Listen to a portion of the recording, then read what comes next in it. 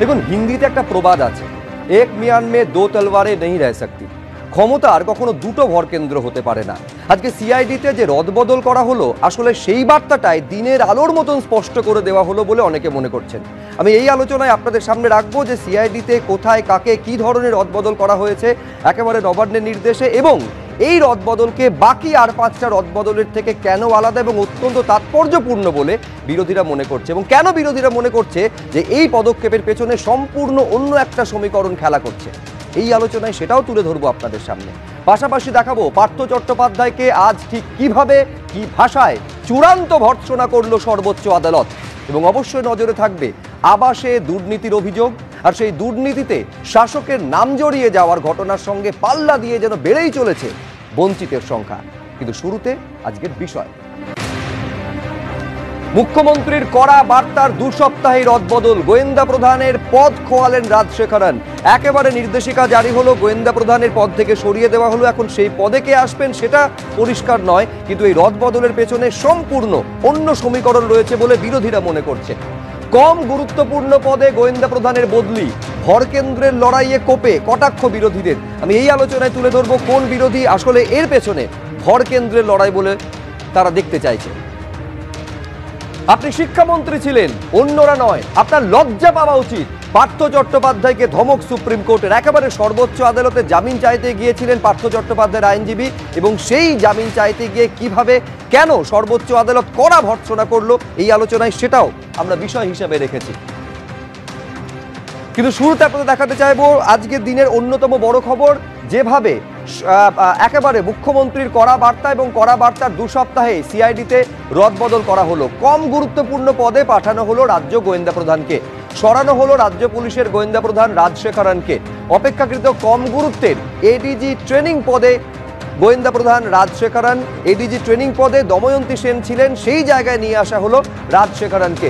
আরো বিস্তারিত আমরা এই নিয়ে জানবো, সরাসরি কথা বলবো আমাদের প্রতিনিধি ময়ূখ ঠাকুর চক্রবর্তীর সঙ্গে। এক তো ময়ূখ, এই একটা ইঙ্গিত আগেই মুখ্যমন্ত্রী দিয়েছিলেন যে সিআইডি তিনি কার্যত খোল নলচে বদলে দিতে চান। তো আজকে ঠিক কি ধরনের বদল হলো, এবং এটাও আমাদের জানাও যে পদে রাজশেখরনকে সরানো হলো, কে আসছেন সেই পদে, কার সম্ভাবনা উজ্জ্বল? দেখো শুভ্রজিৎ, কিছুদিন আগেই রাজ্যের মুখ্যমন্ত্রী মমতা বন্দ্যোপাধ্যায় তিনি পুলিশের একাংশের কাজে সমালোচনা করেছিলেন, এবং তারপরেই খুব সিগনিফিক্যান্ট তাৎপর্যপূর্ণভাবে যেটা দেখা গেল যে আজকে নবান্নের তরফ থেকে সকালবেলায় একটা নির্দেশিকা বেরোলো, এবং সেই নির্দেশিকাতে যেটা দেখা যাচ্ছে যে 1997 ব্যাচের আইপিএস অফিসার রাজশেখরন, যিনি এডিজি সিআইডি পদে ছিলেন। এডিজি সিআইডি কেন ইম্পর্টেন্ট পদ, কারণ রাজ্য গোয়েন্দা পুলিশ যে সিআইডি তার যে মুখ্য প্রধান তিনি কিন্তু এডিজি সিআইডি, অর্থাৎ তার আন্ডারেই পুরো সিআইডি রাজ্য পুলিশের যে গোয়েন্দা দপ্তর সেটা রয়েছে।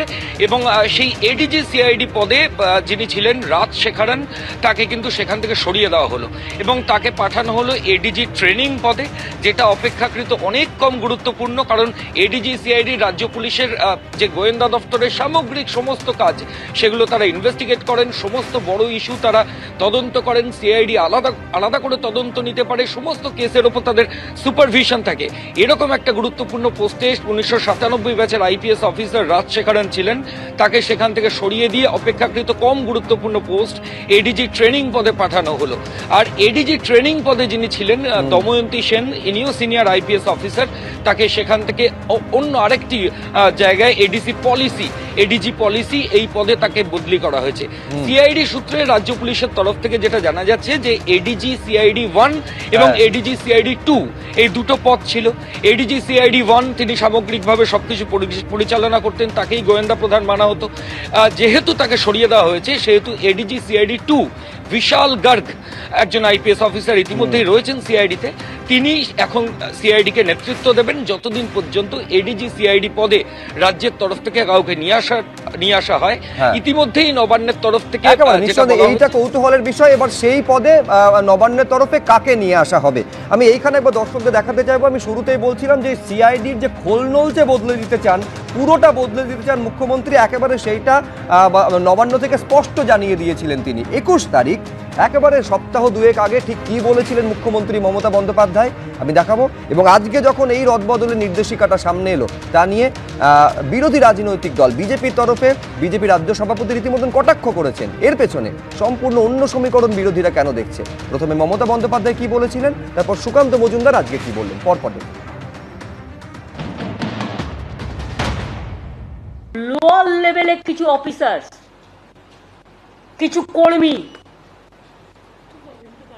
যারা এই গভর্নমেন্টকে ভালোবাসে না, এবং তোমার পুলিশেরও কিছু লোক, তারা টাকা খেয়ে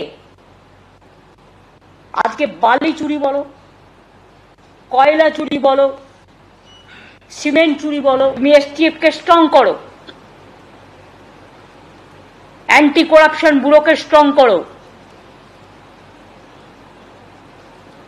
আমি সিআইডি রিসার্চের করব, টোটালটাই তোমার দায়িত্ব দিচ্ছি, তুমি সমস্ত প্রস্তাব আমায় দেবে। আর যার যার বিরুদ্ধে কমপ্লেন আছে, কমপ্লেন পেলে ক্রস চেক করো। কেউ কেউ মিথ্যে কথা বলেও কমপ্লেন করে। সত্যি যদি প্রবলেমটা জেনুইন হয় তাহলে টেক স্ট্রং অ্যাকশন, কেউ বাধা দেবে না। আর কেউ বাধা দিলে আমি শুনবো না, আমি তো আমার কথাই শুনবো না, মানে আমি নিজের কথা বলছি। আমাকে যদি ক্ষমা না করি তাহলে তোমরা কাকে ভয় পাচ্ছ? দেখুন, আমাদের মুখ্যমন্ত্রী সম্পর্কে একটা কথা খুব প্রচলিত আছে, উঠলো বাই কটক যায়।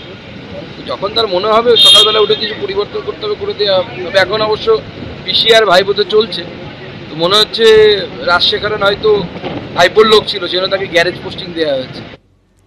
দুটো ছবিকে পাশাপাশি রাখুন। একেবারে পরিষদীয় বৈঠকে 48 ঘন্টা আগে মুখ্যমন্ত্রী স্পষ্ট জানিয়ে দিয়েছিলেন দলনেত্রী তিনি দলের চেয়ারপারসন, তার কথায় শেষ কথা, দল পরিচালনায় তিনিই শেষ কথা বলবেন। অনেকে বলছেন যে অভিষেক বন্দ্যোপাধ্যায় অনুগতদের অনুগামীদের একেবারে কড়া বার্তা দিয়ে দিয়েছিলেন মুখ্যমন্ত্রী মমতা বন্দ্যোপাধ্যায়। আজকেও এটা স্পষ্ট বুঝিয়ে দিলেন যে প্রশাসন বা পরিচালনার ক্ষেত্রে শেষ কথা তিনি। আমি এইখানে শুরুতে আসতে চাইব মণিশঙ্কর চট্টোপাধ্যায়ের কাছে। মণিশঙ্কর দা, একেবারে সুকান্ত মজুমদারের বক্তব্য দর্শকদের সামনে তুলে ধরছিলাম, তার টুইটটাও কিন্তু সমান গুরুত্বপূর্ণ। যে টুইটে তিনি উল্লেখ করছেন, আমি শুধু একটা অংশ তার বাংলা তর্জমা করছি, যেখানে তিনি বলছেন যে পুলিশ ফোর্স ক্যামাক্স টুইটে রাজকুমার দ্বারা পরিচালিত হতো, এই পরিচালনা হতো বিরোধীদের দমানোর জন্য এবং দুর্নীতিকে ছড়িয়ে দেওয়ার জন্য। এখন ট্রান্সফারিং অফিসার অর্থাৎ অফিসার রদবদল করে মুখ্যমন্ত্রী পুরোটা প্রশাসনের নিয়ন্ত্রণটা নিজের হাতে নিলেন। দেখুন, উনি রাজনীতির লোক, উনি পুরোটা রাজনীতির মতো করে দেখে রাজনীতির মতো করে বলেছেন। এখন ব্যাপারটা হচ্ছে যখন নিজেদের কোনো এজেন্ডা থাকবে না, যখন একটা রাজ্যে আসতে গেলে কোনো কিছু মানুষকে বোঝানোর মতো কিছু নেই যে বিজেপিকে কেন মানুষ চাইবে, তখন তারা শুধুমাত্র দেখে বিরোধীদের এই ধরনের কথাবার্তাগুলো, কে কার সঙ্গে ঝগড়া লাগানো, দেখুন পুলিশ রেগুলেশন অ্যাক্ট আছে, আর যিনি এগুলো করছেন তিনি হচ্ছেন পুলিশ মন্ত্রী। রিসাফেল ব্যাপারটা একটা কোয়াইট ন্যাচারাল জিনিস, এটাতে কারো পানিশমেন্ট হচ্ছে না যে তিনি তাহলে কোর্টে চলে যেতেন যে আমাকে পুলিশ মন্ত্রী এই পোস্টিংটা দিয়েছে, এটা আমার ডিমোশন হয়েছে বা এটা আমার পানিশমেন্ট হয়েছে। এখানে আছেন সলিল ভট্টাচার্য, আরো ভালো বলতে পারবেন।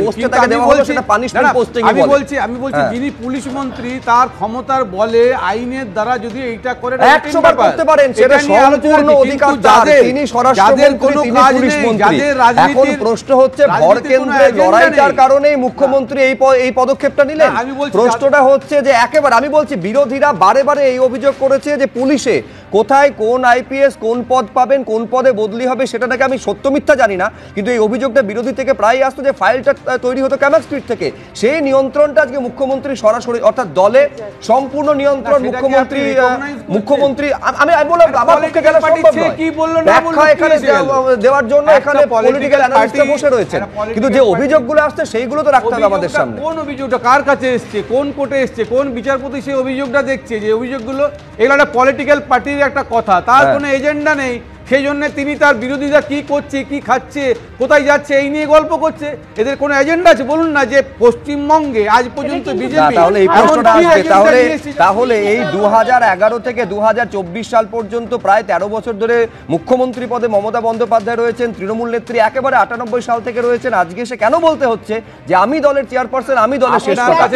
রাজনীতির বৃত্তের বাইরে আপনি কোন রাজনীতি কি করে বের করবেন? মমতা ব্যানার্জির কাছে সোর্স থাকবে না। মণিশঙ্কর বাবু যেভাবে শুরু করলেন যে আমাদের কোনো এজেন্ডা নেই, সেজন্য আমরা এটা নিয়ে মন্তব্য করছি। এটা শুধু বিজেপি মাননীয় রাজ্য সভাপতি কয়েন করেছে, মানে উনি পরিষ্কার বার্তাটা দিয়েছেন, বলেছেন টুইটে, এবং তোমাদের পার্লামেন্টের বাইরে বিবৃতিও দিয়েছেন। কিন্তু তুমি যদি সিরিজ অফ ইভেন্টস দেখো, একজন মুখ্যমন্ত্রী, তিনি 13 বছর ধরে পুলিশ মন্ত্রী, তিনি নয় বলছেন বইমেলা থেকে বেরিয়ে পুলিশকে চাপানো উচিত, নয় উনি সোজা থানায় চলে গিয়ে পুলিশকে থ্রেটেন করে সুশ্রীদের বের করে আনছে। উল্টো দিকে তুমি যদি দেখো, আমি উল্টো দিক থেকে দেখছি সদরবাবু, আমি সম্পূর্ণ আপনার কাছে আসছি, আমি উল্টো দিক থেকে দেখছি। আমি যে বক্তব্যটা 21 তারিখের মুখ্যমন্ত্রীর আমি দর্শকদের দেখালাম, সেখানে স্পষ্ট বলছেন যে বালি চুরি, কয়লা চুরি, ঘটনা ঘটে চলেছে। আমি বলছি সেই জায়গায় একেবারে ঝাঁকুনি দিলেন, যদি আমি বলি সিআইডি তে উনি পরিষ্কার বলছেন যে পুলিশ ঘুষ নিয়ে এই কাজগুলো এলাও করছে, বা যে চুরিগুলো তুমি বলে বালি চুরি, গরু চুরি, অমুক চুরি, সমস্ত নাকি পুলিশ এলাও করছে। পুলিশ মন্ত্রী যদি পুলিশকে এই ধরনের মন্তব্য করেন, তো সেই পুলিশের প্রথমত মোরালটা কোথায় যায়?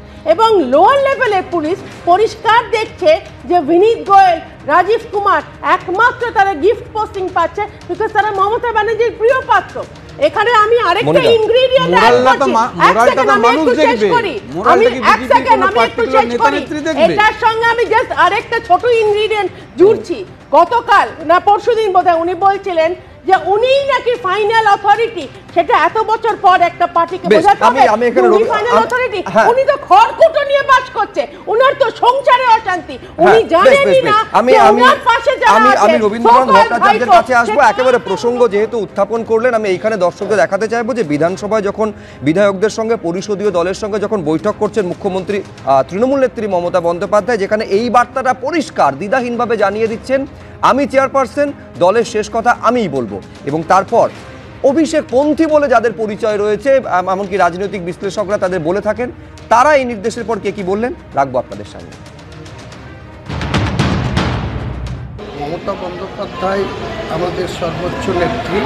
আমি বিগত কয়েকদিন যে ধরনের কথা বাইরে বলেছিলাম, সেটা আমার অনেকটাই ভুল হয়েছে। দেখুন, দিদি তো চেয়ারপারসন আমাদের দলের, ফলে চেয়ারপারসন যেভাবে নির্দেশ দিচ্ছে, মানে নিশ্চিতভাবে সে তো অস্বীকার করার কোনো জায়গা নেই আমাদের।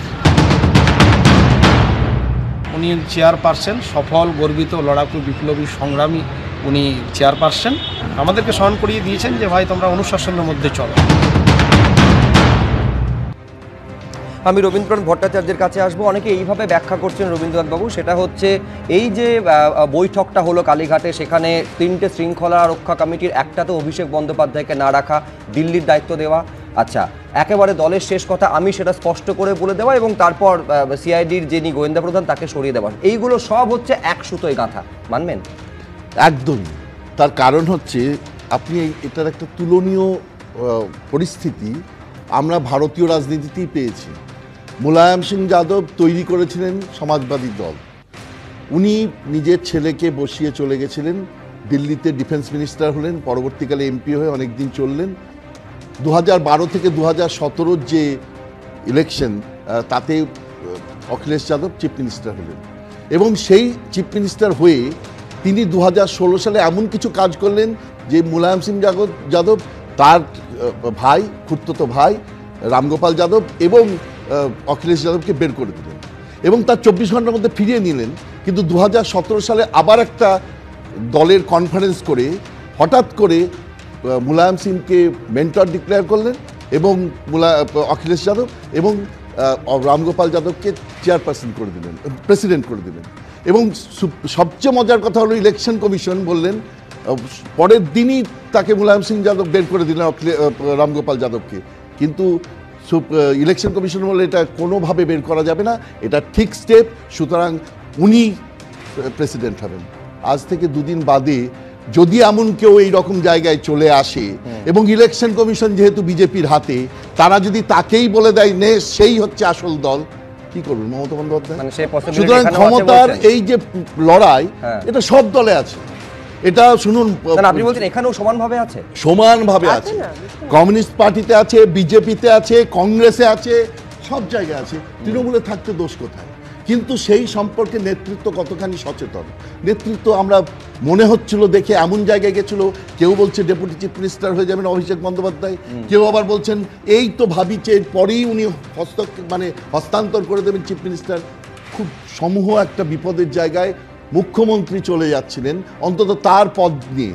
সুতরাং তাকে পরে পদ হয় ত্যাগ করতে হবে বা হস্তান্তর। একেবারে রাজনৈতিক বিশ্লেষণ, তার দৃষ্টিভঙ্গি থেকে বিশ্লেষণ করেন। পাশাপাশি এটাও বলতে হবে রাজনীতির সম্ভাবনা শিল্প আগামীকাল কি হবে, মানে কোনো গণৎকার কিন্তু সেটা হাত গুনে বলতে পারেন না। আজকে সিআইডি পদে একেবারে গোয়েন্দা প্রধান পদে যে বদল করেছে নবান্ন, তা নিয়ে কুণাল ঘোষ তৃণমূলের রাজ্য সাধারণ সম্পাদক কি বলছেন? এটা সম্পূর্ণ প্রশাসনিক ব্যাপার। এটা পুলিশ প্রশাসনে রদবদল বদলি এগুলো একটা স্বাভাবিক প্রশাসনিক বিষয়, কিছুদিন অন্তর অন্তরই হয়। আমরা এসব ভুলভাল মানে মন্তব্য নিয়ে পাল্টা মন্তব্যে জড়াতে চাই। সুমন্ত, দুটো পার্ট, একেবারে শাসক দলের তরফে এটাকে রুটিন বদলি বলা হচ্ছে, ফলে এখানে হিউ অ্যান্ড ক্রাইয়ের কোনো সুযোগই নেই। আর দ্বিতীয় কথা হচ্ছে মুখ্যমন্ত্রী মমতা বন্দ্যোপাধ্যায় তৃণমূল নেত্রী হিসেবে একাধিকবার বলেছে যে পরবর্তী কয়েকটা জেনারেশন তিনি তৈরি করে রেখেছেন, যারা বঙ্গ রাজনীতিতে হাতে খড়ি করেছেন তারা পর্যন্ত বলে দেবেন যে তৃণমূল কংগ্রেসের দ্বিতীয় ব্যক্তিটির নাম অভিষেক বন্দ্যোপাধ্যায়। ফলে এখানে ভর কেন্দ্রের লড়াই, এই যুক্তিটা ধোপে টিকছে কিভাবে? সুব্রজিৎ খুব সুন্দর কথা বলেছেন। কয়েকটা প্রজন্ম মমতা বন্দ্যোপাধ্যায় তৈরি করে রেখেছে, কি করে নর্মাল ক্রাইম থেকে সাইবার ক্রাইম অবধি এক রাজনৈতিক পরিসরে বেশ ছড়িয়ে দেওয়া যায়। বিষয়টা হচ্ছে Mamata Bandyopadhyay basically normal crime হচ্ছে গরু, কয়লা, বালি, আর ওই যে আর ট্যাপ কেলেঙ্কারিটা হচ্ছে সাইবার ক্রাইম। গরু, কয়লা, বালি থেকে ট্যাপ কেলেঙ্কারি, ওটা হচ্ছে সাইবার ক্রাইম। মণিশঙ্কর বাবু বুঝতে পারছেন না। দু নম্বর হচ্ছে মমতা বন্দ্যোপাধ্যায় এমন একজন প্রশাসক, with due respect to the lady আমি বলছি, এমন একজন প্রশাসক, উনি ওনার অপোজিশন সহ্য করতে পারেন না। সেটা পরিবারের মধ্যে হোক, দলের মধ্যে হোক, প্রশাসনের মধ্যে হোক, যারাই ওনার পোটেনশিয়াল থ্রেট। না, তার মানে এক সেকেন্ড, তার মানে আপনি বলছেন মমতা বন্দ্যোপাধ্যায় এবং অভিষেক বন্দ্যোপাধ্যায় নয়, মমতা বন্দ্যোপাধ্যায় বনাম অভিষেক বন্দ্যোপাধ্যায়। হ্যাঁ, এটা আমি এতক্ষণ লাগলো তোমার বুঝতে, আমি তো বুঝতে পারলাম না। যারাই পোটেনশিয়াল থ্রেট, ওনার লিডারশিপের পোটেনশিয়াল থ্রেট অভিষেক বন্দ্যোপাধ্যায়। এবং কিছু কিছু মহল থেকে একথাও বলা হয় অভিষেক বন্দ্যোপাধ্যায় ভবিষ্যতের একনাথ শিন্দে হতে পারে, সেই ব্যাপারেও এবং কে বনামে বদলে দিচ্ছেন একদম এখন থেকেই পাওয়ারলেস। আমি সেটাই তো বললাম যে যখন কোনো পলিটিক্যাল পার্টির কোনো রাজনৈতিক এজেন্ডা থাকে না, তখন শুধু অন্য বিরোধী দলের ঘরের কি হচ্ছে সেইটা নিয়ে তারা বেশি মত্ত থাকে, যার জন্য দেখছেন না ক্রাইমের ডেফিনেশন নরমাল ক্রাইমে চলে এলো, সাইবার ক্রাইমে চলে এলো। ক্রাইম তো ক্রাইমই হয়। এবার এটা আপনি কোথা থেকে পেলেন? এটা আপনার সোর্স কোথায়?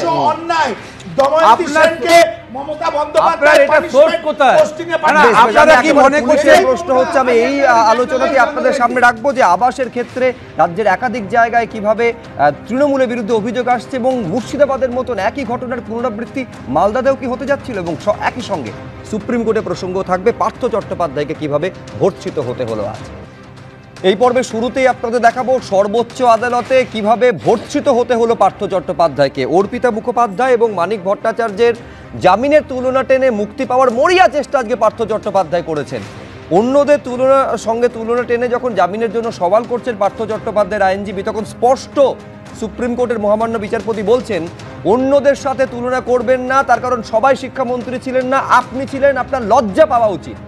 কি হলো আজকে এজলাসের ভেতরে, আমাদের প্রতিনিধি সৌভিক মজুমদার আরো বিস্তারিত বলতে পারবেন। সৌভিক, দেখো, এই যে বক্তব্য বা সুপ্রিম কোর্টের এই যে পর্যবেক্ষণ, তার কারণ হলো বারবার শুরু থেকে পার্থ চট্টোপাধ্যায়ের আইনজীবীরা এটা বোঝাবার চেষ্টা করছিলেন বা এটা প্রতিবন্ধ করার চেষ্টা করছিলেন যে এই অপরাধের ক্ষেত্রে বা এই অভিযোগের ক্ষেত্রে পার্থ চট্টোপাধ্যায়ের যে ভূমিকা ছিল, পার্থ চট্টোপাধ্যায়ের যে গুরুত্ব ছিল, সেই একই ভূমিকা মানিক ভট্টাচার্য এবং অর্পিতা মুখোপাধ্যায় এবং মানিক ভট্টাচার্যের ছেলেরও ছিল। ফলত এই মামলার ক্ষেত্রে এই তিনজন কিন্তু ইতিমধ্যেই মুক্ত হয়েছেন, তাদেরকে নিম্ন নিম্ন আদালত, সুপ্রিম কোর্ট বা হাইকোর্ট থেকে জামিন দেওয়া হয়েছে। ফলত পার্থ চট্টোপাধ্যায়ের আইনজীবীদের বক্তব্য হলো তাকেও যেন জামিনে মুক্ত করা হয়, তার আবেদন যেন মঞ্জুর করা হয়। এখানেই সুপ্রিম কোর্টের বক্তব্য হচ্ছে যে এই ধরনের বক্তব্য পেশ করার আগে আপনাদের লজ্জিত হওয়া উচিত। তার কারণ হলো আপনারা চাইছেন যে মানিক ভট্টাচার্য, অর্পিতা মুখোপাধ্যায়, সৌভিক ভট্টাচার্যের সঙ্গে আপনাকে একই আসনে বসানো হোক বা আপনার অবস্থান একই, এটা বোঝানো হোক, এই বক্তব্য আপনারা পেশ করছেন। কিন্তু এই বক্তব্য একেবারেই ঠিক নয়। তার কারণ এরা কেউই শিক্ষামন্ত্রী ছিলেন না, শিক্ষামন্ত্রী আপনি ছিলেন, এবং এরা প্রত্যেকে অভিযোগ করেছেন বা এদের যে বক্তব্য ছিল সেই বক্তব্যে দেখা গিয়েছে এরা প্রত্যেকে বলছেন তারা পার্থ চট্টোপাধ্যায়ের সঙ্গে কাজ করেছেন। ফলত এই অভিযোগের ক্ষেত্রে বা এই অপরাধের ক্ষেত্রে পার্থ চট্টোপাধ্যায়ের যে ভূমিকা ছিল সেই ভূমিকা কিন্তু অন্যদের আছে বলে সুপ্রিম কোর্ট এই পর্যায়ে মনে করছে না। তার কারণ সেই জন্যই সুপ্রিম কোর্টের তরফ থেকে খুব স্পষ্ট করে বলা হয়েছে যে এই ব্যক্তিদের অবস্থান বা অন্য অভিযুক্তদের অবস্থান এবং পার্থ চট্টোপাধ্যায়ের অবস্থান কিন্তু একই নয়। ফলে সব মিলিয়ে দুপক্ষের আইনজীবীদের যে বক্তব্য ছিল সেই বক্তব্য আজকে শেষ হয়েছে। ইডির মামলার প্রেক্ষিতে পার্থ চট্টোপাধ্যায় জামিনের যে আবেদন করেছিলেন তার সওয়াল জবাব শেষ হয়েছে। শীঘ্রই সুপ্রিম কোর্টের তরফ থেকে এই বিষয়ে চূড়ান্ত সিদ্ধান্ত গ্রহণ করা হবে।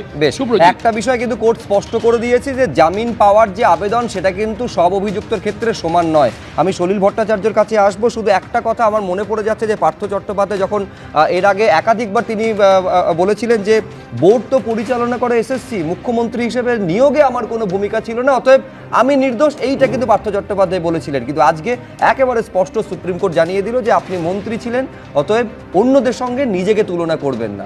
সলিল দা, দেখো সুপ্রিম কোর্ট যেটা বলেছে যথার্থ বলেছে। উনি শিক্ষামন্ত্রী ছিলেন, উনি পরিষদীয় মন্ত্রী ছিলেন, উনি শাসক দলের সেক্রেটারি জেনারেল মহাসচিব ছিলেন।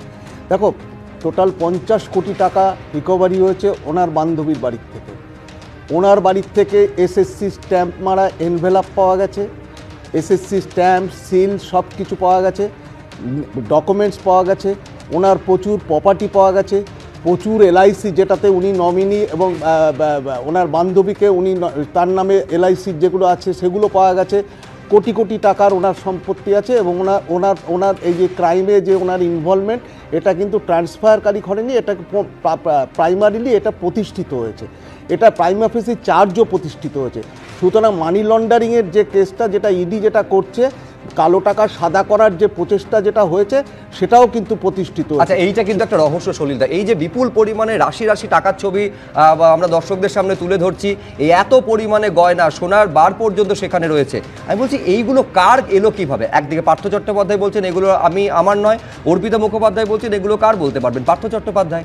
অর্পিতা মুখার্জি তো স্টেটমেন্টে বলেছে, ইডির কাছে স্টেটমেন্ট দেওয়া দ্যাট ট্যান্টামাউন্ট টু 164 ম্যাজিস্ট্রেটের কাছে দেওয়া, ওটা ভিডিও রেকর্ডিং হয়, তার ভ্যালু, তার মূল্য অসীম মূল্য। সুতরাং সেই স্টেটমেন্ট নেওয়া হয়েছে। পারিপার্শ্বিক তার যে সাক্ষী যারা আছে, যাদের কাছ থেকে 161 করা হয়েছে, তাতেও এটা প্রতিষ্ঠিত হয়েছে যে এই টাকার মালিক পার্থ চট্টোপাধ্যায়। সুতরাং সুপ্রিম কোর্ট যথার্থ যে রায়টা দিয়েছে, যেটা বলেছে রিজেক্ট করেছে এবং খালি বলেছে যে মানিক ভট্টাচার্য এবং অন্যান্য জায়গায় আপনি এই শিক্ষামন্ত্রী ছিলেন, আপনি এর সঙ্গে তুলনা করতে পারেন না, ইট ইজ আনম্যাচড।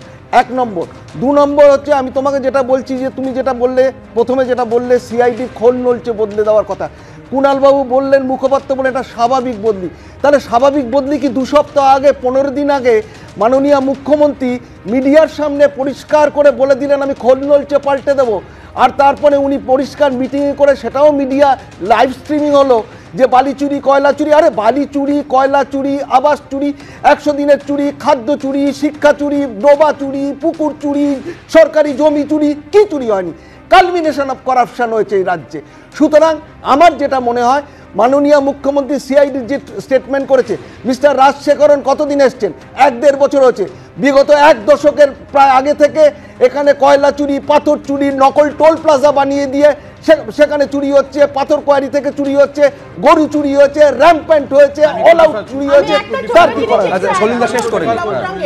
আমি বলছি প্রথম কথা হচ্ছে 164 স্টেটমেন্টে ও কি বলেছে সেটা সলিলদা আপনি জানার কথা নয়। একটা ইনভেলাপ সিল খামে থাকে, যখন ওটা সাক্ষী হয় তখন সেটা খোলা হয় কি বলেছে। ফলে আপনি কোথা থেকে জানলেন আমি সেটা বলতে পারবো না, একদম আমি বেগ টু ডিফার, যেটা জানার কথা নয়। 1, 2 হচ্ছে আপনি যে চুরির কথাগুলো বললেন, সত্যি সত্যি প্রাইমারিলি এস্টাবলিশ যে করাপশন হয়েছে, কিন্তু একটা লোকের বিচার না হয়ে যতদিনে তার সাজা খাটানোর কথা সেই সাজাটা খেটে যাবে, বিচারটা হবে না। সুপ্রিম কোর্ট যখন এই কথাগুলো বললো বিরোধীদের খুব ভালো লাগলো, কিন্তু বিচারটা হবে না। সুপ্রিম কোর্ট কি করছে? বিচারটা কেন করবে না? শুধুমাত্র এইটুকুতে খুব দুর্নীতির অভিযোগ বারে বারে এসেছে এবং সিবিআই বা ইডি যাদের যাদের গ্রেফতার করেছে, সেটা কুন্তল ঘোষ হতে পারে, সেটা জীবন কৃষ্ণ সাহা হতে পারে, সেটা মানিক ভট্টাচার্য হতে পারে, সেটা অর্পিতা মুখোপাধ্যায় হতে পারে, সবাই জামিন পেয়ে গেছেন। শোনো, আমি তার আগে বেলের কথা আমি আসছি, তার আগে আমি শরীরবাবু অনেকগুলো লিস্ট করছিলেন এবং মণিশঙ্কর বাবু চিন্তা করছেন যে অ্যাকচুয়ালি কি করে জানলো। এখানে স্বয়ং মুখ্যমন্ত্রী কোনো একটা পাবলিক মিটিংয়ে বলেছে কই যে অত ইডি সিবিআই যে টাকা সোনার গয়না নিয়ে গেল ফেরত দিয়ে গেল না, তো ফেরত দেয় মানুষ কাকে?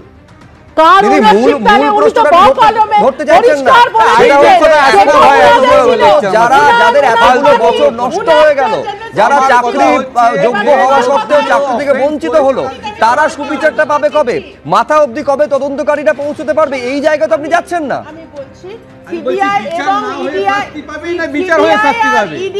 আমার পরিষ্কার কথা, উত্তর দিতে পারবো না কারণ আমি ওদের স্পোকসপারসন নই। আমরা বলছি কিন্তু একটা জিনিস ভর্ৎসনা করেছে, এটা খুব মজা পাচ্ছে, সবাই মজা পাচ্ছে, কিন্তু তাহলে বিচার হবে না, বিচার হবে না। কিন্তু একটা জিনিস হচ্ছে যে বেল পাওয়া মানে আপনি যত চাচাবেন আমি আপনার উপরে চাচাবো, আপনি যদি চুপ করে রাখেন, চুপ করে যদি না থাকেন। আমি যেটা আপনি জানেন, আপনি যখন যে এনকোয়ারি গুলো হয়েছে, যে বেলের কথা বলছো, বেল মানেই কিন্তু সে একেবারে নির্মূল হয়ে গেল। আমি বলছি সেটা নয়, আমি সহমত আপনার সঙ্গে, কিন্তু আমি বলছি সুমনদা মূল প্রশ্নটা যে জায়গায় ছিল যে মাথা অবধি তদন্তকারীরা পৌঁছতে পারবে কিনা। একেবারে কলকাতা হাইকোর্ট একাধিকবার এই প্রশ্নটা সামনে এনেছে যে নিচ অবধি যাচ্ছেন, মাথা অবধি কবে পৌঁছবেন? সেই উত্তর কিন্তু এখনো পর্যন্ত অধরা। সুমনদা, হ্যাঁ, সেই প্রসঙ্গ এখনো অবধি অধরা থাকবে। এই কারণেই প্রথম কথা হচ্ছে তৃণমূল কংগ্রেস সবসময় মনে করে বেল পাওয়া মানে অ্যাকুইটেড হয়ে যাওয়া একটা কেস থেকে, তারা বীরের সম্মান দেয় যারা জেল থেকে বেরিয়ে আসে, এক। আর দ্বিতীয় কথা হচ্ছে এটা বাংলার মানুষের কাছে, সংবাদ মাধ্যমের কাছে একদম পরিষ্কার। এই যে মণিশঙ্কর দা বিচারের কথা বলছিল না, বিচার হবে না তো, কারণ নরেন্দ্র মোদী যতক্ষণ না চাইবে বিচারও হবে না, এদের কনভিকশনও হবে না। Behind the curtain, behind the curtain, Trinamool Congress এই আন্ডারস্ট্যান্ডিং তোমাদের ছিল না। আরজিকর মামলায় কি দেখলাম আমরা? আরজিকর মামলায় আমরা কি দেখলাম? সুপ্রিম কোর্ট সুমোটো মামলাটাকে নিয়ে ডিলে করে দিল। একটা প্রত্যেকটা সিস্টেমে চলছে, আইনের পথে চলছে। আমি বলছি সবটা কি রাজনীতির এরকম অভিযোগ থাকে যে তৃণমূল কিছু বিজেপিকে দেবে, বিজেপি কিছু তৃণমূলকে দেবে? আমি বলছি এই রাজনীতির বৃত্তের বাইরে যে সাধারণ মানুষেরা রয়েছেন, যারা প্রতিদিন বঞ্চিত হচ্ছেন, অত্যাচারিত হচ্ছেন, তাদের যোগ্য হওয়া সত্ত্বেও তারা সেই তাদের প্রাপ্য থেকে বঞ্চিত হচ্ছেন, তারা বিচারটা কবে পাবেন? এই কিছু যেটা সুমনদা কিছুক্ষণ আগে বলছিলেন যে একেবারে ট্যাসিড আন্ডারস্ট্যান্ডিং, আমি বলছি এই প্রশ্ন সঙ্গত কারণে উঠবে যে তার মানে আগামী প্রশ্নে তৃণমূল যে ইন্ডিয়া জোটে যাচ্ছে না, কখনো বৈঠকে গড় হাজির, কখনো তাদের বিক্ষোভে গড় হাজির, এটাও কি সেই ট্যাসিড আন্ডারস্ট্যান্ডিং এর পার্ট? আমরা জানি না, কিন্তু প্রশ্ন হচ্ছে যে যোগ্য হওয়া সত্ত্বেও বঞ্চিত এবং বঞ্চনার তালিকাটা কত দীর্ঘ হবে? রবীন্দ্রনাথ ভট্টাচার্যের কাছে যাওয়ার আগে চুরির একটা লিস্ট কিছুক্ষণ আগে পড়ছিলেন সলিলদা, তার সঙ্গে সংযোজন করুন আবাস। মুর্শিদাবাদের খবর আপনারা জানেন যে একেবারে কাটমানির টাকা ফেরত চাওয়ায় তাকে খুন করে দেওয়া হয়েছিল বলে অভিযোগ, সরাসরি তৃণমূল কংগ্রেসের বিরুদ্ধে অভিযোগটা ছিল। এবার মালদার ঘটনায় আসুন, সেখানেও ওই অভিযোগ একই, যে আবাসের তালিকায় নাম উঠবে সেই কারণে নাকি কোনো একজন ব্যক্তি তিনি কাটমানির টাকা দিয়েছিলেন, তালিকায় নাম ওঠেনি, সঙ্গত কারণে কাটমানির টাকা ফেরত চেয়েছেন। আর কেন ফেরত চেয়েছেন তার জন্য নাকি তার উপর হামলা চলেছে বলে অভিযোগ।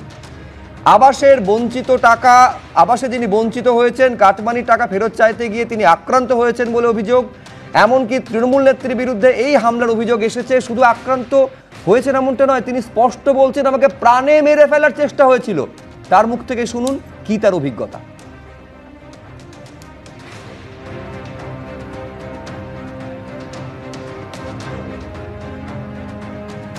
আমাদের গ্রামের মেম্বার সাহেব গত 1-1.5 মাস আগে আমার কাছে 30,000 টাকা লাগে ঘরের জন্য। 28শে নভেম্বর আমি লিস্টে দেখলাম সরকারি খাতায় আমার কোনো নাম নাই। 2 ডিসেম্বর সন্ধ্যাবেলা আমি বললাম যে আমার ঘরে যখন সরকারি বাবদের নাম নাই তো আমাকে টাকাটা ঘুরাই দেওয়া হোক। এই বলা মাত্রই আমাকে সবাই মিলে আসে বড়ই পুলিশ ক্যাম্পের আগে থেকে মারধর করে পাবলিক প্লেসে চড়ো মেরেছে, মাথা টাথা সব ফেটে দিয়েছে। মেম্বারের আনন্দলাল সাহা, তার ছেলে হচ্ছে প্রেম কুমার সাহা, ওর শকুন্তলা সাহা, ওর ছেলে হচ্ছে মেম্বার কে? মেম্বার হচ্ছে শকুন্তলা সাহা, চারজনই মারধর করেছে। খেয়াল রাখতে হবে যে এইটার কিন্তু একটাও প্রধানমন্ত্রী আবাস যোজনা নয়, এটা হচ্ছে বাংলার বাড়ি বা বাংলার আবাস যোজনা। আমি বলছি বঞ্চনার অভিযোগ, এবং এমনকি অভিযোগের ক্ষেত্রে দেখুন রবীন্দ্রনাথবাবু সব ক্ষেত্রে শাসক দলের বিরুদ্ধে অভিযোগ, কাটমানির বিরুদ্ধে একাধিকবার মুখ্যমন্ত্রী বার্তা দিয়েছেন। কাজের কাজ কিছু কি হয়েছে? দেখুন, দুর্নীতি থামানোর একটা উপায় হচ্ছে যে বিচার বিভাগের তরফ থেকে কেস করে সেটাকে মামলা খারিজ মামলা দায়ের করার পরে দোষী সাব্যস্ত করে বিচার হওয়া। এত 5297টা কেস পশ্চিমবঙ্গে ইডি করেছে, সারা দেশে ইডি করেছে, তার মধ্যে 43টা কেসের সমাধান করতে পেরেছে। এইখানে 1000টা কেস, 1023টা কেস করেছে সিবিআই, তার মধ্যে এখন পর্যন্ত ওয়েস্ট বেঙ্গলের, তার মধ্যে তারপরে তো 23শে ডিসেম্বর পর্যন্ত আরও কত কেস যুক্ত হয়েছে। কোনটাতে সাফল্য আসছে?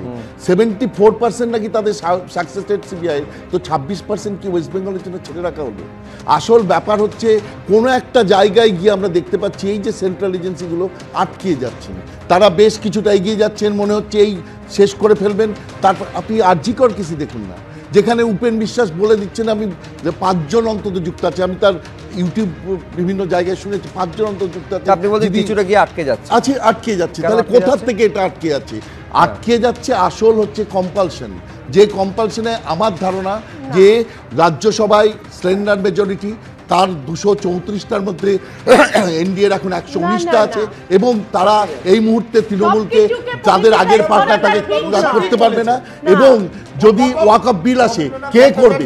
ওয়াকফ বিল করতে গেলে, পাশ করাতে গেলে হয় মমতা বন্দ্যোপাধ্যায়কে সাপোর্ট করতে হবে, যিনি এনডিএর আগের পার্টনার ছিলেন, অথবা তাকে বেরিয়ে আসতে হবে, মানে চিৎকার চেঁচামেচি করবে, বিলের বিরুদ্ধে বেরিয়ে আসতে হবে। তাহলে এইরকম একটা পরিস্থিতি লোকসভাতে এনডিএ যদি জেডিইউ চলে যায় বা জেডিইউর সঙ্গে আরেকজন কেউ চলে যায়, সঙ্গে সঙ্গে তার দরকার হবে 29টা আসন আছে লোকসভায়। সদরপতি দ্রুত না না দেখো, everything CBI, ED, central agency তাদের নিজেদের ফ্লোয়ে চলছে। তারা কেন আটকে যাচ্ছে, তারা কেন মন্থর গতিতে চলছে, এটার উত্তর বিজেপি দেবে না। আমি একেবারে গ্রাউন্ড রিয়ালিটিতে আসতে যাচ্ছি। বেসিক জায়গা হচ্ছে বিচার পাওয়ার সময়টা দীর্ঘ থেকে দীর্ঘতর হতে হতে কি দীর্ঘতমতে গিয়ে পৌঁছবে। আমার মণিশঙ্করদার কাছে প্রশ্ন একটা, একেবারে বাংলার বাড়ি প্রকল্প, যে প্রকল্পের সম্পূর্ণ টাকা রাজ্য সরকারের তরফে দেওয়া হচ্ছে, কিন্তু সেখান দিয়েও দুর্নীতির ভুরি ভুরি অভিযোগ। মুর্শিদাবাদে একেবারে প্রাণে মেরে ফেলে দেওয়ার অভিযোগ উঠেছে তৃণমূলের বিরুদ্ধে, এক্ষেত্রেও সেই খুনের চেষ্টার অভিযোগ। এমনকি পঞ্চায়েত প্রধান অভিযোগ হচ্ছে বাড়ি পেতে গেলে টাকা দিতে হবে, একেবারে নিদান জারি করেছেন নাকি পঞ্চায়েত প্রধান। না দেখুন, দুর্নীতির যে ব্যাপারটা আপনি বলছেন, যে দুর্নীতি যে কোনো কালে ছিল না, কোনো সরকারের ছিল না, বা তাই বলে এই সরকারে থাকতে আমি সেটা জাস্টিফাইড করছি না। আমি বলছি আপনাকে ক্ষমতায় আসার সময় প্রতিশ্রুতি এইটা ছিল যে দুর্নীতি মুক্ত প্রশাসন দেওয়া, মানুষ ঢেলে প্রতিবারে ভোট দিচ্ছে দুর্নীতি মুক্ত প্রশাসনের আশায়। আপনাকে বুঝতে হবে যে এই দুর্নীতি মানুষের হচ্ছে কেন। আমি যে সেন্ট্রাল থেকে স্টেট থেকে মানুষের কাছে কার দায়িত্ব? শুধুমাত্র কি একটা স্টেট গভর্নমেন্টের দায়িত্ব? সেন্ট্রাল গভর্নমেন্টের কোনো দায়িত্ব নেই মানুষের কাজ পাওয়াতে? বলে সেন্ট্রাল গভর্নমেন্ট, স্টেট গভর্নমেন্ট তারা আইনজীবী। আমি বলছি আপনি তো আইনজীবী, আপনি তো যুক্তি নিয়ে কথা বলেন। আমি যুক্তি নিয়ে যে কথাটা বলছি, তাতে আবার সেকেন্ড পার্টটা যেটা হচ্ছে যে দুর্নীতি কোশ্চেনটা যখনই আসছে তখনই সেটা তার একটা অফেন্স আসছে। অফেন্সটা কে করবে? পুলিশ। পুলিশ যা করলে করবে। সলিল ভট্টাচার্য প্লিজ প্লিজ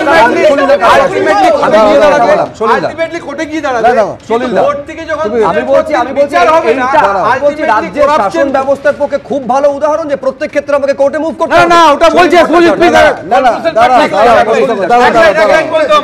আমি বলছি কোর্ট থেকে যখন দেখবে যে কোনোটারই বিচার হচ্ছে না, তোমাকে ইন্টেলিজেন্স দেওয়া হচ্ছে, তুমি করাপশন করো, ইন্টেলিজেন্স দেওয়া হচ্ছে। মণিশঙ্করকে প্রশ্ন করলো একটা, মণিশঙ্কর উত্তর দিল, ও আয়ে আম বলতে বললো, ও বলে দিল কাক। আমার কথা হচ্ছে দেখো, করাপশন, দুর্নীতি আর এই শাসক দল, এটা কিন্তু মিলেমিশে একাকার হয়ে গেছে। এক, 2 নম্বর যে তুমি বললে যে খোলনলচে পাল্টে দেওয়ার যে প্রোগ্রামটা যেটা বললে, এটা মাননীয় মুখ্যমন্ত্রী যেটা বলেছে এটা একটা পাবলিসিটি স্টান্ট।